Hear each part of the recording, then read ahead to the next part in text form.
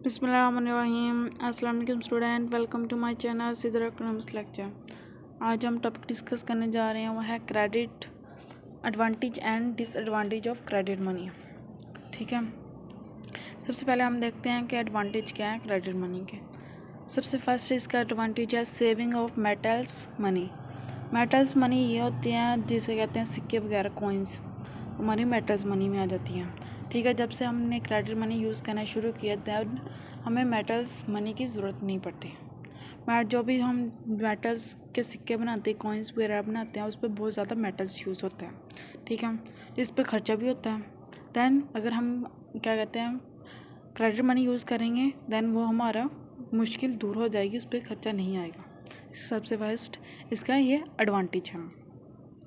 इसका second advantage है extension of business. Extension of business ये होता है कि कारोबार या बिजनेस का बढ़ना, ठीक है, सहूलत देना, ठीक है, इस आ जाता है एतबार में।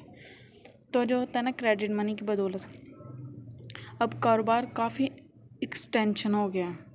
जो होता है ना बिल ऑफ एक्सचेंज की बदौलत कारोबार में काफ़ी सहूलतें आई हैं। जैसे कि एक इलाके का लोग दूसरे इलाके के लोगों को उधार दे देते हैं, दे के तो उससे फ़रोख्त भी कर सकते हैं। बिल ऑफ एक्सचेंज का आपको पता ही होगा क्या है, मैंने पिछली वीडियो में बताया था कि बिल ऑफ एक्सचेंज ये होता है कि आपने कोई क्या कहते हैं रॉ मटीरियल या कोई भी गुड्स एंड सर्विस गुड्स बेचनी है या ख़रीदनी है, सेल आउट करनी है। दैन आप क्या करते हैं, आपके पास मनी नहीं है तो हम क्या करें, कॉन्ट्रैक्ट जहाँ एक कॉन्ट्रैक्ट या हुक्मनामा लिखते हैं जिस पे आप अपने साइन करते हैं, वक्त बताते हैं कि इतने वक्त के बाद हम आपके लेंगे, सारा कुछ मेंशन होता है। ठीक है, बिल ऑफ एक्सचेंज की वजह से आपका कारोबार में एक्सटेंशन आई है। ठीक है, इसके बाद थर्ड पॉइंट आता है स्टेबिलिटी इन प्राइस, यानी कि कीमतें का तवाज़न। ठीक है, किसी भी मुल्क में जो प्राइस होती हैं, प्राइस वो किसके मनी पे होती है, डिपेंड करती है, प्राइस मनी पे डिपेंड करती है।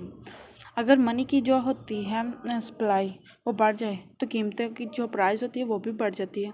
अगर जो मनी की सप्लाई है वो कम हो जाए तो कीमतें भी कम हो जाती हैं। ये तमाम जो भी होती है मनी की जो पॉलिसी वगैरह होती है वो मरकज़ी बैंक कंट्रोल करता है। इस तरह मुल्क में कीमतों का उतार चढ़ाव पर भी काबू पाया जा सकता है। ठीक है, जो भी तमाम होती हैं कीमतों का वजह से हम अपने जो होता है मनी की वजह से हम कीमतों पर भी तवाज़न पा सकते हैं, काबू पा सकते हैं। ठीक है, इसके बाद हमारा 4 आ जाता है industrial and trade development. Industry and trade development क्या है?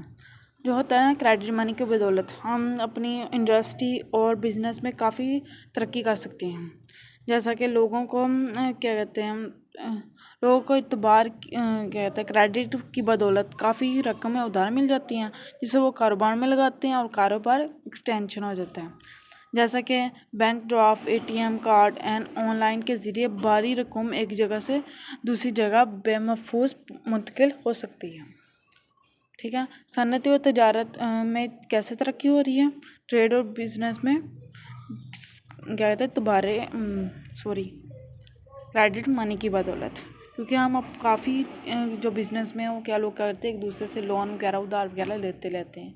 क्रेडिट मनी की बदौलत ये लेना आसान हो गया। अब आसानी से बहुत ज़्यादा रकम एक जगह से दूसरी जगह शिफ्ट वगैरह ट्रांसफ़र कर सकते हैं। इसके बाद हमारा 5 आ जाता है पॉइंट हैबिट ऑफ सेविंग। ये तो नाम से जाहिर है कि हम उससे बचत करने की आदत वगैरह जो होता है ना क्रेडिट मनी के बदौलत लोगों में जो होता है बचत करने की आदत की हौसला अफजाई होती है। लोग इसलिए अपनी रकम बचाते हैं और इन्हें कारोबार वगैरह के में लगाते हैं नफ़ा हासिल करने के लिए। ठीक है, इसके बाद हमारा 6 पॉइंट होता है public debit facility. Public debit facility ये क्या होती है? इसका मतलब ये होता है कि हुकूमत को कर्ज़े की सहूलत।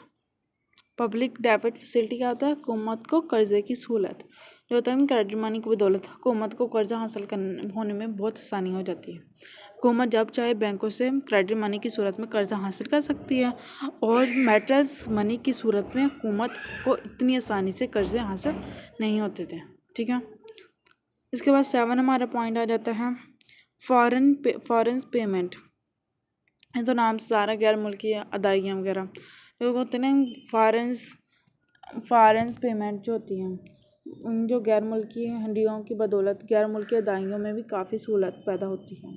इसी तरह इंटरनेशनल ट्रेड को भी काफ़ी फ़रोग़ हासिल हुआ है क्रेडिट मनी की बदौलत। ठीक है, क्रेडिट मनी की बदौलत हम बिल ऑफ एक्सचेंज की बदौलत हम गैर मुल्की जो भी होती है अदायगी वो काफ़ी सहूलत हासिल हुई है और गैर मुल्की तजारत में भी काफ़ी फ़रोग़ हासिल हुआ है क्रेडिट मनी की बदौलत।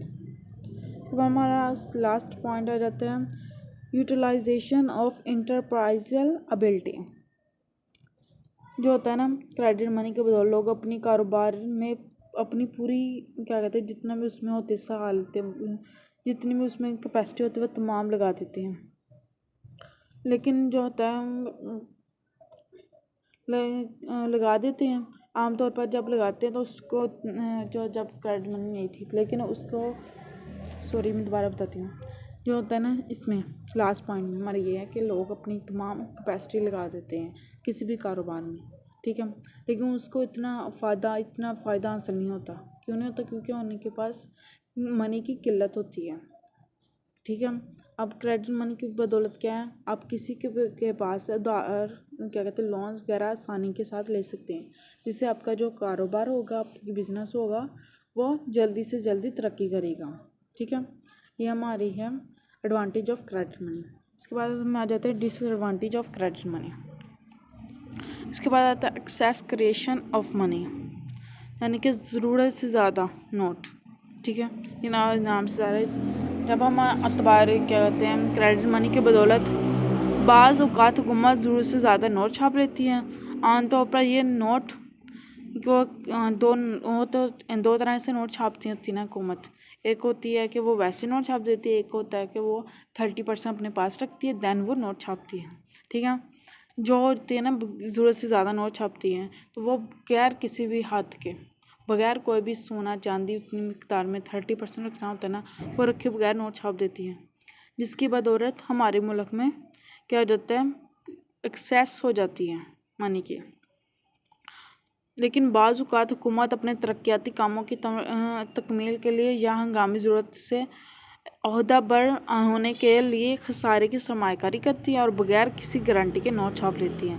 ये ज़ायद नोट इन्फ्लेशन का बायस बनती है, जिससे प्राइसेस बढ़ जाती है और लोगों की जो होती है परचेजिंग पावर वो कम हो जाती है। इससे कई मसले पैदा होते हैं।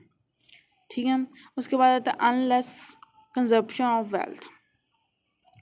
जो होता है क्रेडिट मनी की बदौलत चुना कि ये क्रेडिट मनी बहुत आसानी से हासिल हो जाती है, लोगों को उधार आसानी से मिल जाता है, इसलिए वो इसे भेजा यानी कि अपनी वो ज़रूरत के लिए तो इस्तेमाल करते ही हैं, अपनी जो फैसिलिटीज़ के लिए वो यूज़ करना शुरू कर देते हैं। और क्योंकि उन्हें आसानी से कर्जा मिल रहा होता है, इसलिए वो अपनी जो होते हैं मोर्स फैसिलिटी की तरफ जाते हैं जो और कर्जे लेते रहते हैं। इसके बाद हमारा थर्ड पॉइंट आता है एस्टेब्लिशमेंट ऑफ मोनोपोलीज। जो होता है ना क्रेडिट मनी की बदौलत बाज़ औक़ात बड़ी बड़ी इजारादारियाँ कायम हो जाती है, मोनोपोलीज कायम हो जाती है, क्यों ना कि बड़े बड़े ताजर और कारोबारी हजरात किसी मिकदार में सरमाया बैंकों से हासिल करते हैं और ये लोग माशियत में छा जाते हैं, इस तरह से अपनी इजारादारियाँ कायम कर लेते हैं। ठीक है, जो भी होता है बड़े बड़े कारोबार वो आसानी के साथ क्रेडिट मनी से उधार ले लेते हैं और हमारी माशियत पे छा जाते हैं। उसके बाद आता है ट्रेड ऑफ स्पेकुलेशन। तो क्रेडिट मनी की बदौलत स्पेकुलेशन का गलत रुझान पैदा होता है, कारोबार लोग को चुना के आसानी से रुपए मिल जाते हैं, इसलिए वो उसे नामुनासिब स्पेकुलेशन में लगाकर खुद को भी नुकसान उठाते हैं और कारोबार में भी नुकसान पहुंचाते हैं।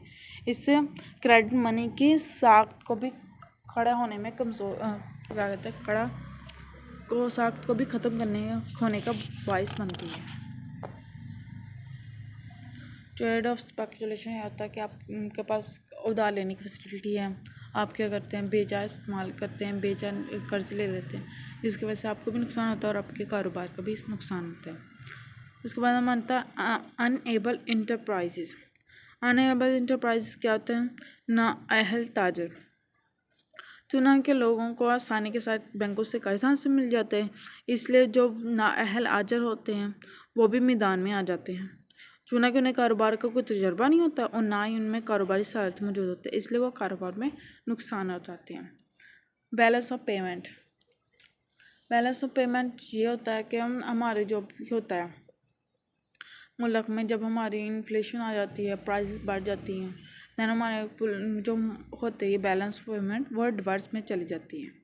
ठीक है, आई थिंक आपको समझ जाएगा advantage and disadvantage of credit money. Thank you so much. Please subscribe my channel, share and like and share my video. Thank you so much.